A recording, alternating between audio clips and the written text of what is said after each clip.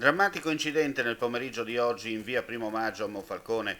Un mezzo pesante cisterna, per causa in corso di accertamento da parte della polizia locale e dei carabinieri del Norm, ha investito un uomo di 54 anni a piedi di origine brasiliana. A prestargli i primi soccorsi lo stesso conducente e alcuni passanti in attesa dell'arrivo dei sanitari giunti in ambulanza dal vicino nosocomio di San Polo. Vista la gravità, con l'eliambulanza è stato trasferito a Catinara, dove si trova ricoverato in terapia intensiva in prognosi riservata. I vigili del fuoco del comando provinciale di Trieste sono intervenuti nella giornata odierna per un incidente stradale in via Forlanini, altezza fermata bus. Il sinistro si è verificato poco prima delle 14.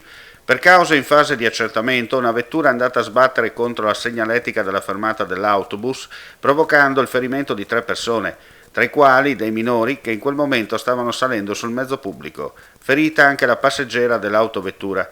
I vigili del fuoco della seconda partenza hanno provveduto a mettere in sicurezza il mezzo e l'area interessata. Sul posto 3 autoambulanze, un'auto medica e la polizia locale per i rilievi di legge. Un perfetto lavoro di squadra tra 2 nuclei dei vigili del fuoco ha permesso nel pomeriggio di recuperare un trattore ribaltato nelle acque del fiume Bacchiglione in provincia di Vicenza e di evitare che lo sversamento del carburante presente nel serbatoio del mezzo agricolo potesse inquinare le acque del fiume.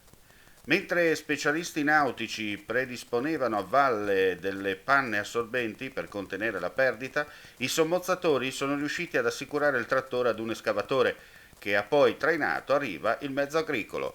Per fortuna alla fine nessuna persona è rimasta coinvolta nel sinistro.